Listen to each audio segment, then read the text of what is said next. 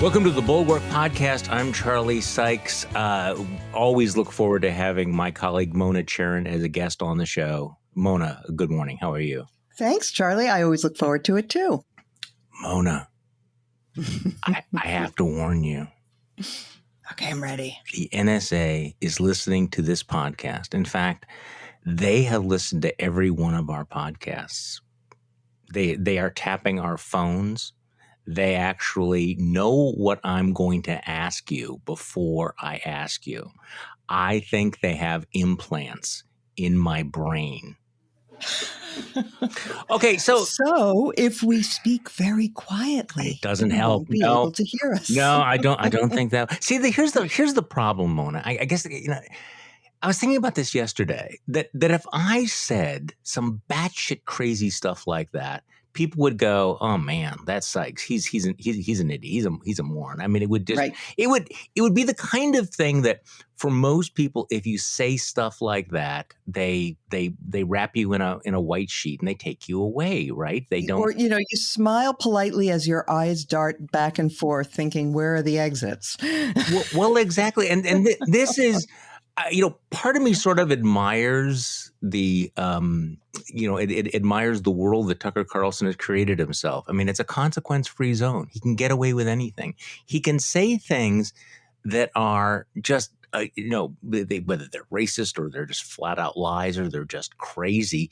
And everybody kind of knows they're crazy, but he's Tucker Carlson and there are no consequences. Well, and he has a playbook he's following. I mean, don't remember early in the Trump presidency, the famous tweet about Obama tapped my wires or whatever he said, right? Yeah. And I had the exact same reaction you're describing, sort of like, oh my God, he's really losing it now. He's off into crazy talk. And of course, his audience believed it, thought it was fine, and there were no negative consequences, probably only positive ones for him indulging in this fantasy. And so, Tucker, who was, as we all know, a reasonable, rational person in the past, has now sort of said, okay, I guess crazy is the way we roll now. And so he's doubling down on it. But let me make a confession here. My lizard brain is actually getting tired. And my lizard brain this is the part of my brain that I use to understand what's going on. Because, it's kind of like a Rosetta Stone. How do you interpret what, my pillow guy is saying or what Charlie Kirk is saying or what the orange guy is saying? So it's my, if you tap into your lizard brain, and everybody has one, you kind of can understand where they're going and why they're saying what they're saying, but it's been taxed. It has been. I what's interesting about this particular thing about the NSA is, number one, Fox News itself is not covering the story at all. But have you noticed some of your former colleagues at National Review are going, well, how do we know it's not true?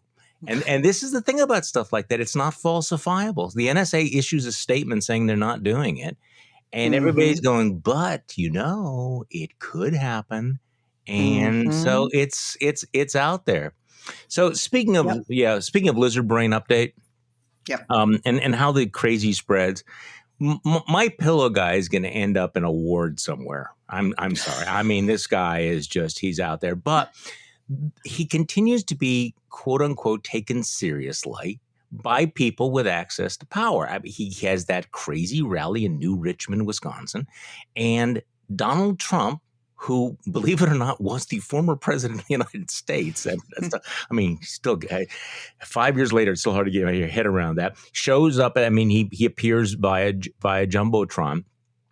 To give some sort of cover to what Mike Lindell is saying. And Mike Lindell is also now being touted by Steve Bannon, who we can all roll our eyes about this, but Steve Bannon has a constituency out there on the right, people who take this seriously.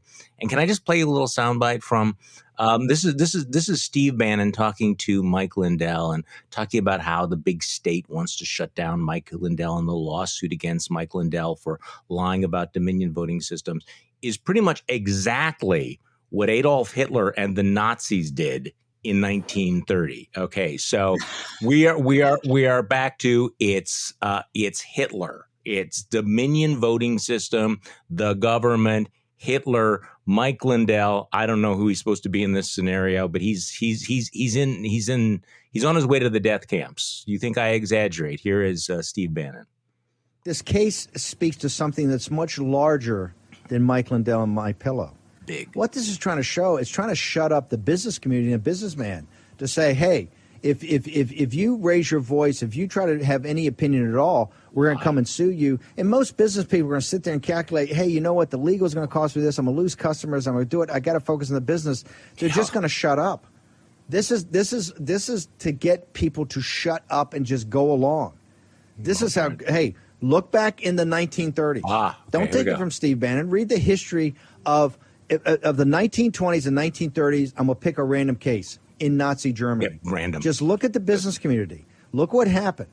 Can't look if you continue to look the other way and shut up, then the oppressors, the authoritarians get total control and total power. Right, absolutely. Okay? Just read the history of this. That's what this case is about. This case is they wanted Mike Lindell to shut up, and they went to the heart of where he got his resources, MyPillow. Is that not right? This is really, they want every businessman to shut up, and they're telling you, if you raise your voice, if you have an opinion, I'm going to go after your business. Yeah. So businessmen are now discouraged from making up stuff out of whole cloth and just lying and fabricating stories. They're being discouraged from doing that, which is exactly what happened in Nazi Germany, right, Mona? Yeah. Also, what they wore a lot of masks in Nazi Germany. Yep. I think we learned from the Georgia lady. But people who want to make you do horrible things. You can't tell people straight out, I want you to do something terrible. I want you to do something bad.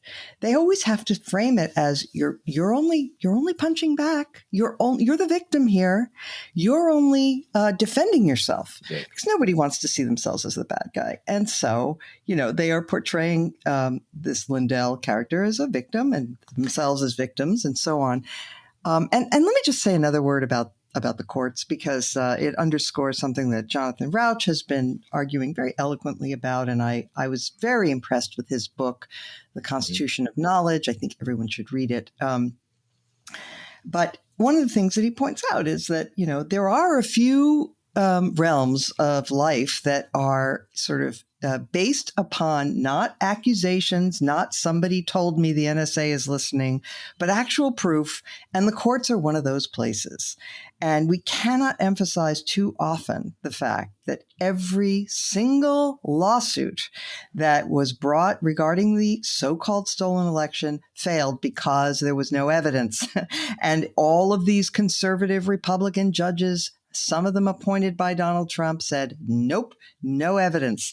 And, we have to constantly remember that method of ascertaining whether something is true or not is really critical to a functioning society.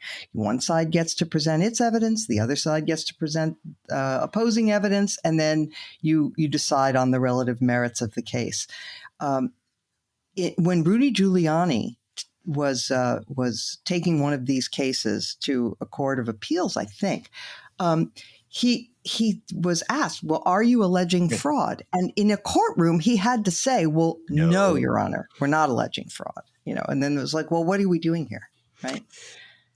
No, this is an important point. If there's one bright spot, it would be that. So I want to come back to the elections in just a moment. Have you noticed, though, that 90% of some of this right-wing pro-Trump media commentary involves claims that they are not allowed to say this, they are being silenced, they're being told to shut up. And of course, they're saying that their voices are being silenced on Fox News or on cable television. I mean, this is the thing: is nobody is saying to shut up. They're just saying, if you're a liar, you're going to be held accountable for it. But this playing of the victim card has become it's absolutely completely reflexive. It's so much so that that you have people people like Ben Shapiro, who is trending on Facebook and every social media metric you could possibly imagine, constantly whining about you're not allowed to say blank, which he is saying. It's like, Ben, you just freaking said it.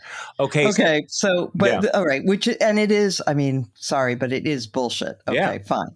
But I also, my both sides hat, put on my both sides hat. Look, I mean, there is a phenomenon, no question, out there in the world that people do resent, which is being told constantly that the terms are changing and that you have to say the right words or you're committing a microaggression.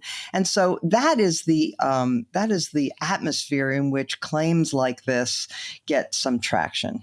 Well, that's right. And this is where people like you and I get in trouble, because we actually try to engage in a little bit of nuance and say, okay, here's something that is happening, which is real, but this reaction is extreme and unwise. Well, exactly. That there's a limited amount of tolerance for that sort of thing. Okay, so let's go back to the election lies, which are out there. And as you point out, not a single court anywhere in the world has given any validity to these charges, which have taken on the status of urban legends. And of course, we haven't even seen the worst of it yet, because we haven't gotten the results from that fake audit in Arizona, which they are trying to replicate in state after state after state. So this is going to be the stab in the back myth that will, since we're all doing 1930s, 1920s analogies, that is going to shape American politics for the next generation. I mean, I'm sorry, it's not going to go away. It's not going to be refuted.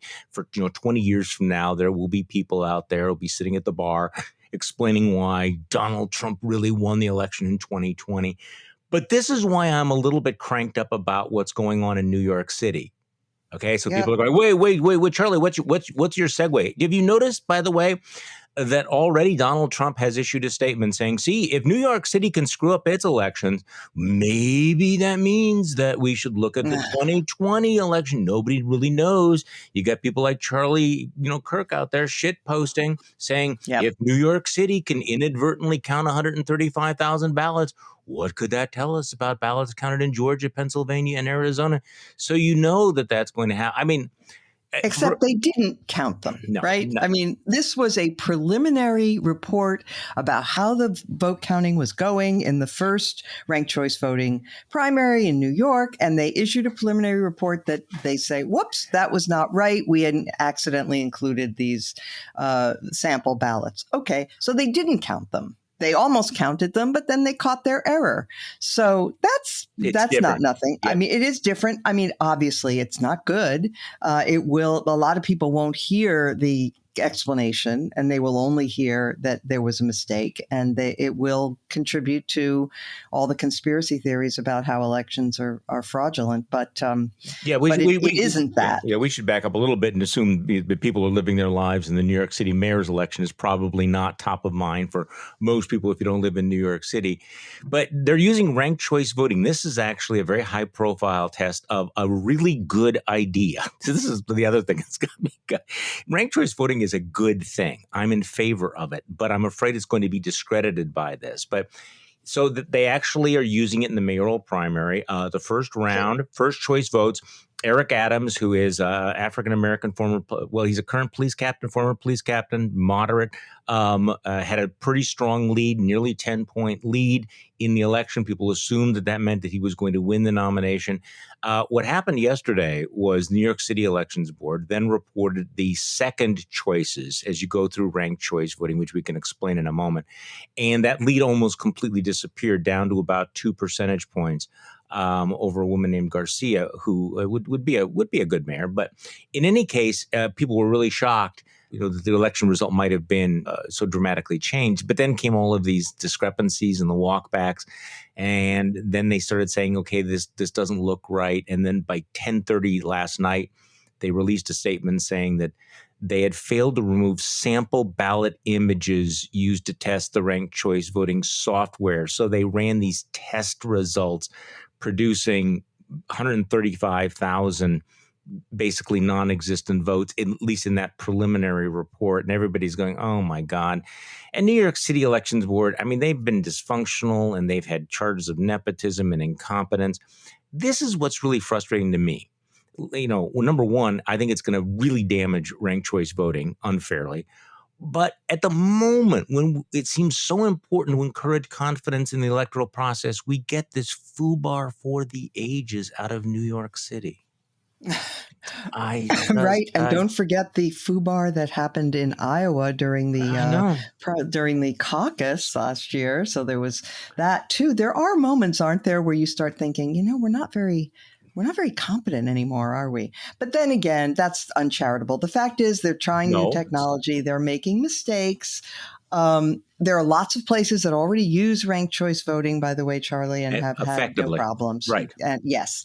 So we'll see. It may not be completely discrediting. We'll see. But I'm having Catherine Gale on my podcast next week, who is a proponent of what she calls Final Five voting, which is a little different from ranked choice, but it's a similar idea. And we'll hear all about it from her. But there are a couple of things about it, that and sort of perhaps having nonpartisan primaries. But even if they're partisan, you eliminate, if you have ranked choice, it's less likely that somebody who has a fired up constituency of, say, 28% of the electorate can win because they get a plurality. It's more likely then that the candidates, knowing that they have to appeal to the voters of the other guy's voters, you want them to put you as number two. You're gonna moderate, and you're not going to be quite as nasty. And I'm just reading Doris Kearns Goodwin's The Team of Rivals. Yeah.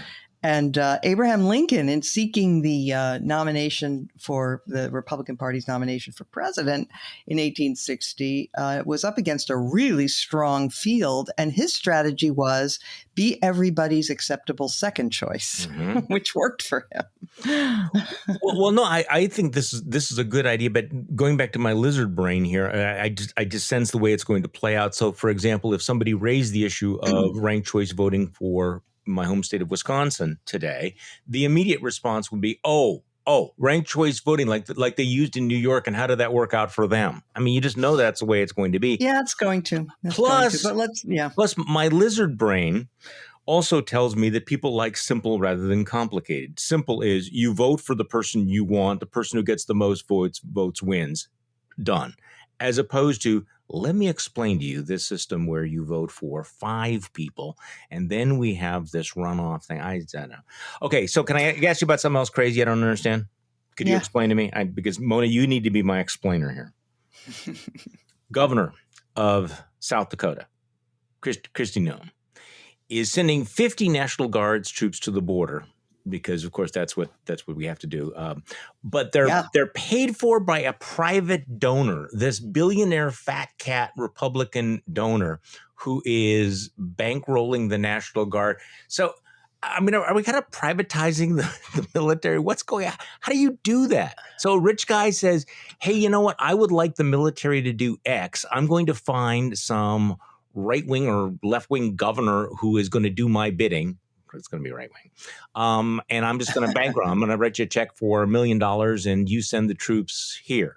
Is that the new thing? What could possibly go wrong?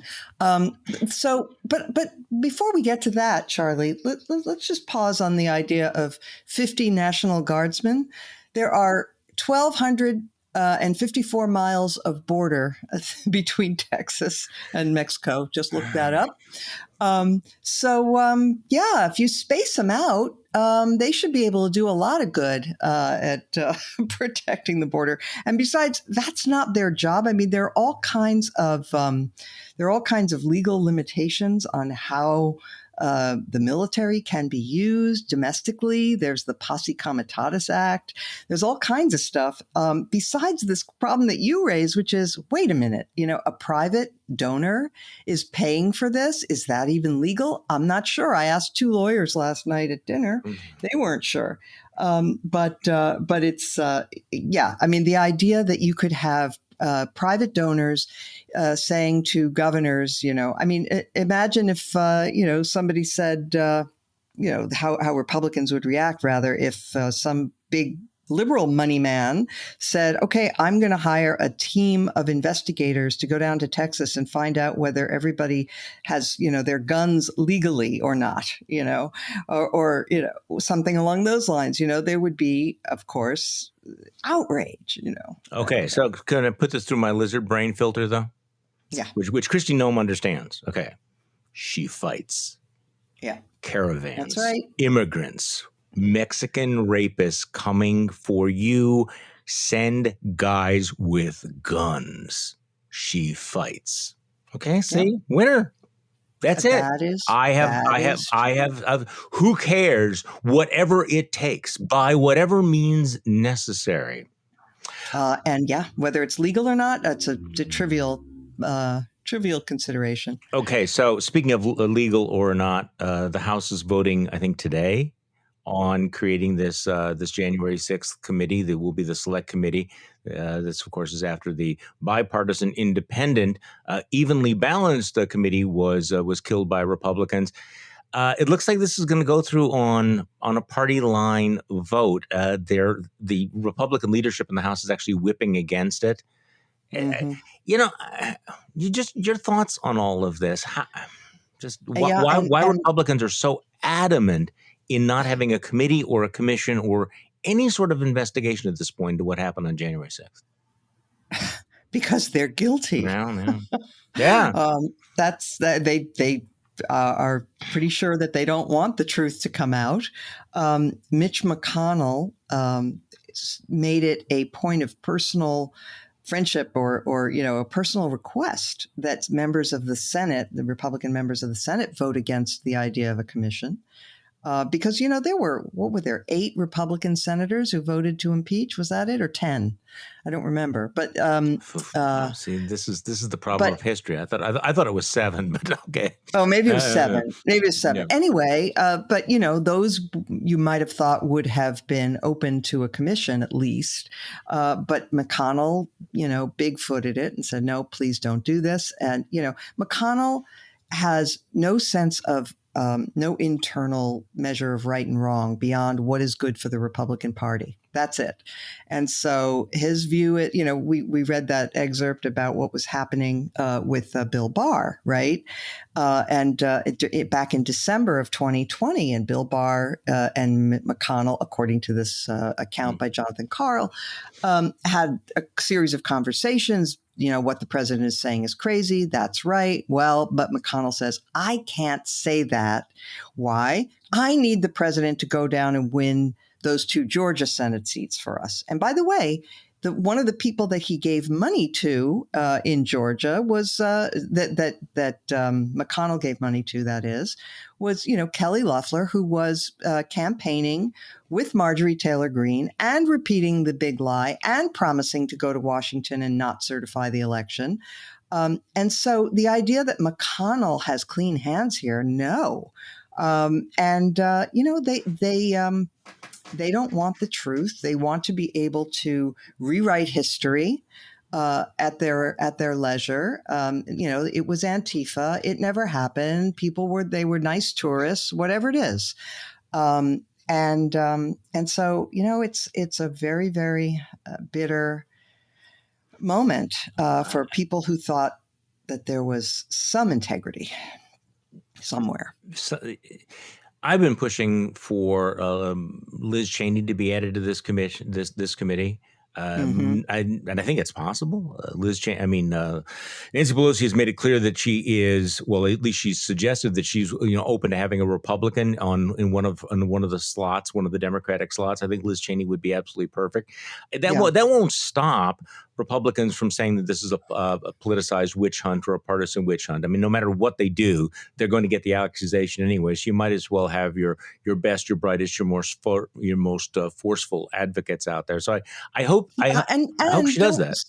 Right. No, I agree. And don't forget that, while MAGA world will say what it will say, there's a significant minority of the Republican Party, 20% maybe, that is open to argument and facts. So I made a terrible mistake at the beginning of this podcast by activating my lizard brain because now I'm seeing everything through that lens.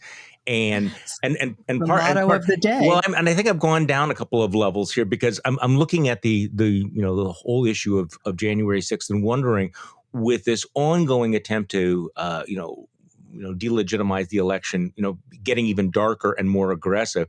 At what point will MAGA world say, yeah, the problem with January 6th is that they didn't succeed? Oh, They were yeah. doing the right thing. It wasn't. It was these were patriots who were trying to right a terrible wrong, because basically that's what Donald Trump thinks. He hasn't articulated it that way, but given the trajectory, it's not impossible. Where we're going on all of this. So I'm sorry, that was too lizardy. Oh, well, okay. Since we're on the lizard thing, the Paul Gosar story. Oh, Okay, yeah. now here's my question. I am old enough to remember when Republicans actually understood how to handle stuff like this. Remember Steve King from Yep. Iowa, who was this backbencher who was constantly saying racist things. And finally, he just crossed the line where he's saying white nationalist, white supremacist, Western civilization. How did that language become offensive? And back in that day, in the mists of time, Republicans, even the ones who looked the other way, said, okay, that's going too far, white nationalist, white supremacist. So the Republicans stripped him of his committee assignments, and then he lost in a primary. But frankly, I don't want to be misunderstood here, but King's comments are actually seem kind of quaint compared to what Paul Gosar is doing. He's openly flirting with Holocaust deniers, these Nazi adjacent guys like Nick Fuentes. Yesterday, we found out that he was holding a fundraiser with Nick Fuentes, who is one of the so-called Groypers. I mean, this is not a subtle or ambiguous thing with Nick. I mean, this is a guy Charlie, who's since when did making fun of the Holocaust become unacceptable? Since when, I want to know. Well, exactly. I mean, that's and yet I think the chances that Kevin McCarthy will do anything about him are slim and none. I mean, they're just not going to do it. So this is how Gosar does. Yeah. Sorry. No, Gosar does have the distinction, though, of being from a very large family. He's got something like 10 or 11 brothers and sisters, and they are all united in calling for him to be punished, to be kicked out of Congress. They think he's a danger to the Republic. It's an interesting family story. It is, and these, of course, the people who know him the longest and the best. Yes, and they're all trying to tell America, this guy is nuts. He's terrible. Yes. We should expel him from Congress. He's our brother. Whatever it's. But it certainly is an indication of how far and fast the Republican Party has fallen, that they're not able to look at a Paul Gosar and saying it is not in our interest to keep you in this tent. I mean, it's morally wrong and it's politically wrong to do that, and they will come to neither conclusion. And people like Lindsey Graham will say, well, you can't win without those people. So we have to make our peace with them. That's what, that's the logic of their recent positions. So before we move on from the election, and I mentioned this before we started the podcast, it's interesting. You had a piece several weeks ago in the Bulwark saying that the one thing the Congress really needs to address when it's dealing with elections is the Electoral Count Act, this bizarre, badly written law from the 19th century that lets Congress, or at least opens the door to Congress overturning the results of an election. And you wrote that in the Bulwark, and it's interesting how many other people have picked up on that since. It kind of feels like you got a little bit of a snowball going downhill, gathering a little bit of momentum as people realize that, yes, the whole problem of how we cast votes is relevant, but right now the real danger is how we count those votes. Yeah. Exactly. And look, I mean, you can, on the one hand, you can recognize that what many Republican state legislatures are doing is being done in bad faith. They are attempting to limit the vote from constituencies that they think won't support them and whatever. Okay. That's not good. But the fact is, the real urgent danger is what we came close to, what Donald Trump was urging upon the Congress in 2020, which is in 2021, rather, in January, which is to use their power to decertify election results from states where it went the other way. And unfortunately, the Electoral Count Act is such a hot mess that it isn't entirely impossible that this could happen, so that you could have a Republican Congress failing to acknowledge the votes of, say, let's say Michigan goes for the Democrat. The Republican Congress could say, well, we think there was fraud in Michigan, so we're not accepting Michigan's slate of delegates and of electoral college votes, and we're going to disallow them. And here's the thing, though: people say, well, okay, you want to reform the Electoral Count Act, but why won't Republicans just filibuster that too? And so my answer to that is, first of all, they might, but it would be harder for them, because their rationale for all of these voting changes that they're making in the states is that they're guarding against fraud, right? That they are trying to, make sure that there's a voter ID component on requesting absentee ballots, so that, ballot harvesting will be more difficult, et cetera, et cetera. And, you and I have talked, I think, before about, that the Democrats should not die on the hill of voter ID. It's broadly popular, including with Democrats and minorities, and it's not something that the Democrats should make a big fuss about, rather. And similarly, by the way, I think that a lot of the attention about, they're trying to limit how much water you can give somebody, or whether you can give somebody water while waiting in line to vote. Honestly, who cares, right? Don't make that the big issue. Bring your own water. The issue is changing the Electoral Count Act to make sure that a badly motivated Congress cannot easily, as it currently can, dismiss the votes of the Electoral College. Right now, it just takes one congressman and one senator to object to the count from any delegate from any state. So increase that, make it 2/3 of those present, or whatever. Similarly, it now takes a majority, make it to disallow the votes from a state. The one senator, one congressman was to consider it, right, and then they have to go to their separate bodies. But increase that to a supermajority. Take the wisdom of the Constitution, apply it here, and clarify all of these rules that are unbelievably opaque in this horrible piece of legislation. And it will be harder for Republicans to argue that this is something that is just increasing Democrats' power, right? We'll see, but no, I think this is and legal experts have long said that law is just badly drafted. It is just, it's incoherently drafted. Yep. The history of the law is, as we say, at minimum problematic. I actually think they will address this at some point, because I think the more people think about it, the more they'll recognize that this is crucial. Okay, can I talk about something that I have not actually mentioned at all on the podcast? I've hardly mentioned it in my newsletter. I think I've had one tweet about it, but I am thoroughly obsessed about it. This collapse of the condominium down in Surfside, Florida. It is such a terrible tragedy. It is so horrible. It is so incomprehensible to me how something like this happened, how building codes and building inspections did not catch the problem, why repairs weren't made. There's so much about this that bothers me, that buildings like this should not fall down in the United States of America. And if this one fell down, then it's not the only one that's on the brink down there. I honestly do not understand. Parenthetically, I don't understand the people in the adjacent condos who have not realized that you need to get out now. Go.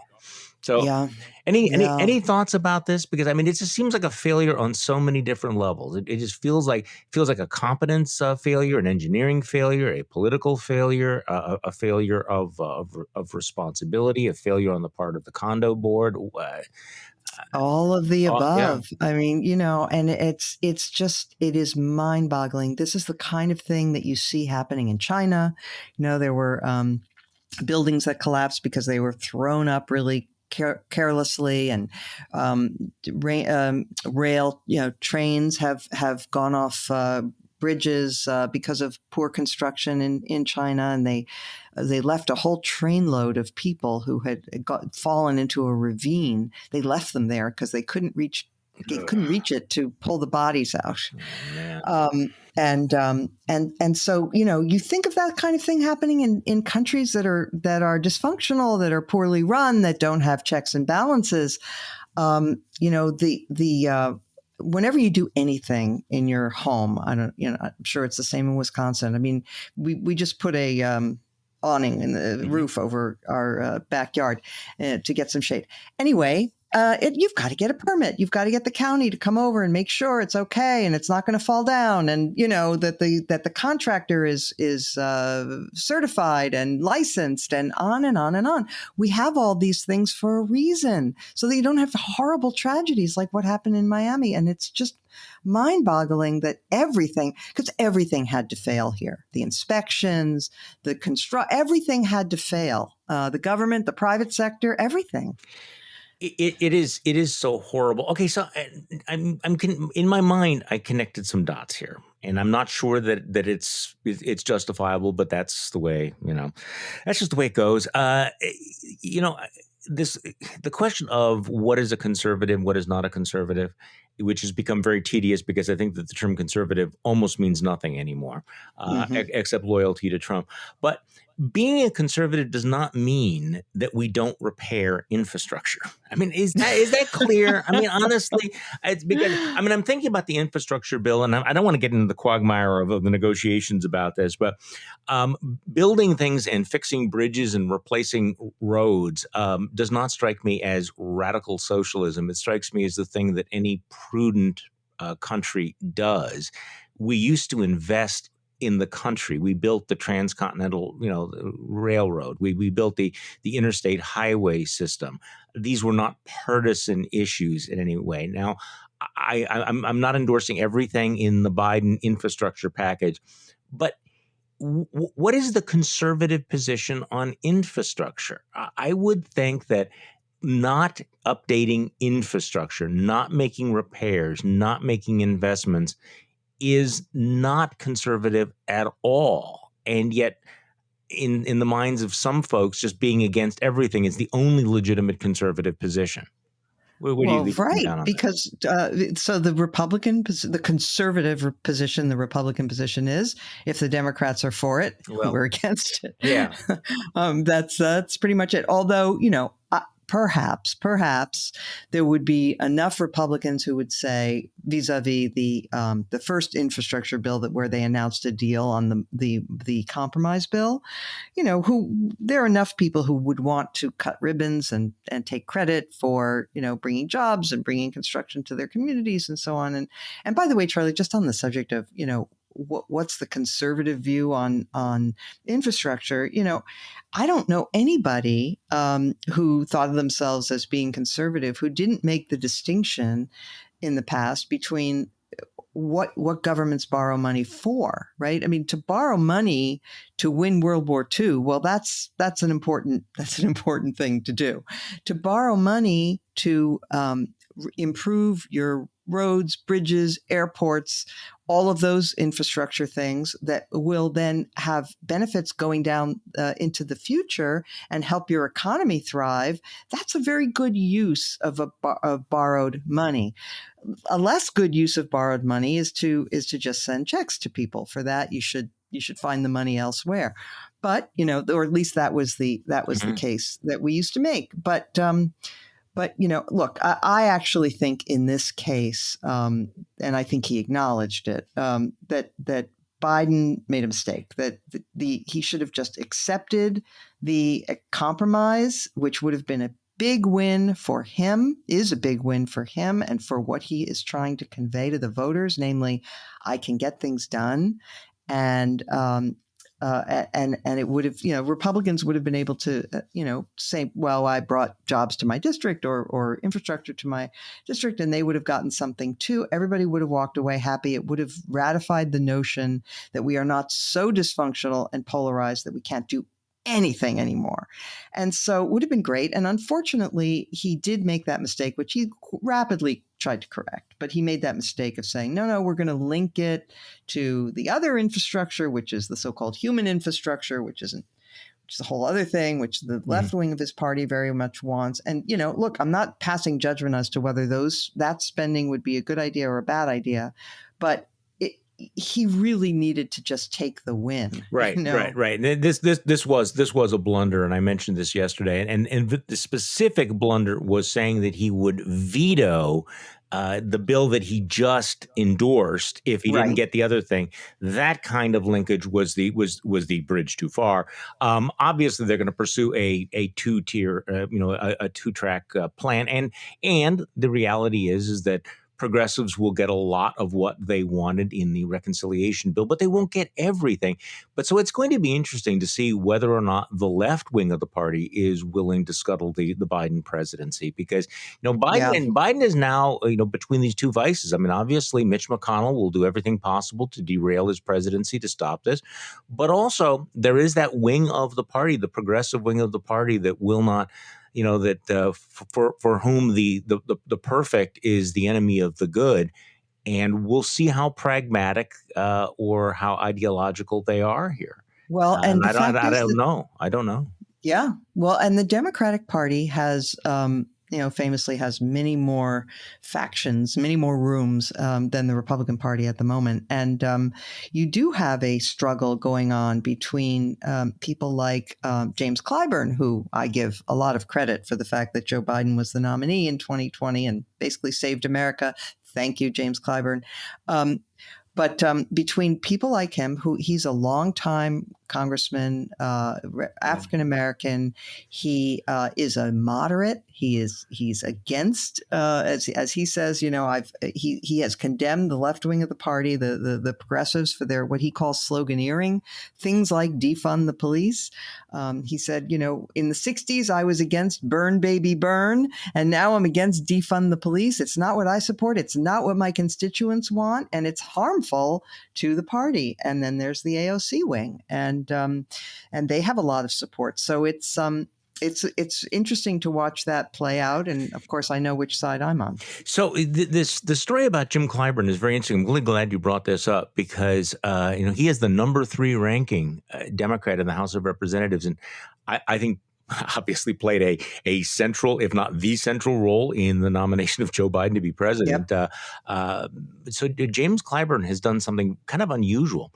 He has made an endorsement in an Ohio congressional race to head off the candidacy of a supporter, a really close, ideological acolyte of Bernie Sanders. And he said that, this is a direct quote, "When I spoke out against sloganeering like burn baby burn in the 1960s and defund the police, which I think is cutting the throats of the party, I know exactly where my constituents are. They are against that, and I am against that." So he's willing to take a stand against what he sees as politically damaging elements in his own party in the way that Republicans, I think, have not been willing to do sometimes. In their own party, right, exactly. Exactly. But it is interesting the role that Clyburn is playing, because he brings a huge amount of credibility. I suppose you could say that he represents the Biden establishment in the party, but it does make you wonder how hot this internal civil war between the Biden wing of the party and the Bernie wing of the party might become, and whether it might actually manifest in votes. I guess I'm scared every time I bring this up. I am reassured by people who say, "Charlie, you need to understand that the Democrats are much more pragmatic, that in the end they will do the right thing." But the margins are so thin, particularly in the House of Representatives. It does not take more than a handful of folks in the House to blow up this whole thing. So I don't know. This is a stay tuned. I sort of get the sense that everybody right now is just positioning. Everybody is obviously, laying down their markers. And so in some ways, they're doing their job. They're doing what they're supposed to do. And it doesn't mean necessarily that it's going to blow up. But boy, it's if Biden pulls this off, it will be one of the most impressive legislative victories that I can recall. And I say that advisedly, because, I mean, when you look back at other major legislative victories by presidents, they did it with huge, comfortable majorities it's really much what Biden has to do is thread the needle in the most acrobatic possible way, like threading a needle while walking across a tightrope above a river of alligators. I mean, it's like that, you know. Yeah. Well, and do you remember at the end of the campaign last year, there was a lot of talk on conservative sites and so forth saying, I may just have to vote for Trump because, even though he has his faults and everything, boy, the Democrats are crazy and they're so extreme. And if we vote for Biden, then we're going to get, Puerto Rico as a state, and we're going to get the end of the filibuster, and we're going to get, what else did they worry about? I don't remember. But anyway, they had a long list. Supreme Court. Pack Supreme Court, right. And at the time, I remember, sort of stroking my chin and saying, have they looked at the U.S. Senate? I mean, the Democratic members of the U.S. Senate are not AOC types. I mean, there are quite a few. Well, there's Bernie Sanders, of course, but there are quite a few, not just Manchin and Sinema. There's the Delaware guy whose name escapes me right Coons, this second, right? Chris Coons. Yes, not at all. There are so many others who are, letting Manchin sort of take the lead because of the nature of his state and so forth. But they also don't want to blow up the filibuster. They also have their hesitations about the agenda of the progressive wing of the party. So, I was always skeptical that there was going to be this rush to enact all kinds of extreme measures, because the Democratic caucus in the Senate is not that leftist. There's Bernie, but there aren't that, and there are a few others, but it's a mix. It's very much a mix, and so is the House caucus. And unfortunately, as I've said many times, we don't hear as much about Abigail Spanberger as AOC, and yet she has just as much of, in many ways, is just as influential within that caucus. And Abigail Spanberger types are the way for the Democrats to hold power. And they just, the progressives don't want to accept that. But that's the reality, because that's the nature of the country. It is. If they had a lot more Abigail Spanbergers, then they wouldn't have this razor thin margin in the House. And she's the kind who's most endangered by the defund the police rhetoric. It is people like her and Connor Lamb who, in fact, are on that razor's edge. And if, in fact, there is going to be a Republican wave, they will be the most vulnerable. So, Mona Charen, what else are you looking at this week? What are you thinking about? What should we be paying attention to? Oh, gosh. Well, I'm still looking at this critical race theory stuff and reflecting that it is, despite what people say, it's not new. I went back and looked at a bunch of columns I'd written decades ago. And you actually looked at, didn't you pull up a book of yours from a long time ago? And some of these same arguments that we've been having forever. Literally, I did a screenshot of a book that I published in 1990. So, for these people who say, well, you don't understand what you're talking about. You and I, Mona, I'm sorry, we have been writing about this for decades. Yes. We were writing about this before Christopher Rufo was born. I know that sounds like old people, but really, this stuff and get off my lawn. No, well, I mean, so I understand the arguments against it. I have made the arguments against it. The problem is, once again, watching these arguments taken over by demagogues and charlatans who completely distort it and turn it into something else. And I know that you're going to be talking with on your podcast, Beg to Differ. You're going to be talking with historian Ron Radash. Is that how you pronounce the name? I'm sorry. Radash. That's fine.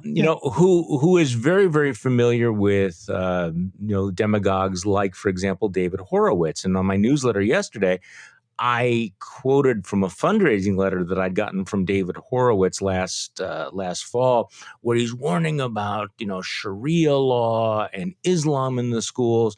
And it's, again, okay, buried in there might be a nugget of something to be concerned about, but it is the extreme, shrill, panic porn that we're seeing on the right.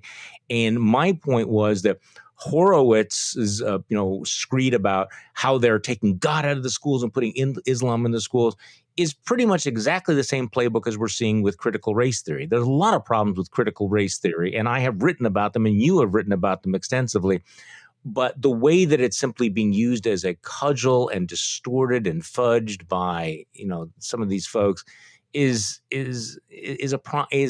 problematic. Not to mention the attack on free expression, free speech, and academic freedom that apparently the right has decided that they're okay with. By the way, have you noticed how the whole cancel culture, cancel culture they've dropped it apparently, at least temporarily, because they're engaging in it?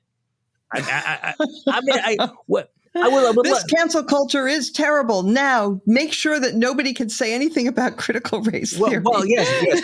Cancel. We stand against cancel culture. And by the way, we need to cancel this Olympic athlete who turned her back on the flag and she needs to be kicked out.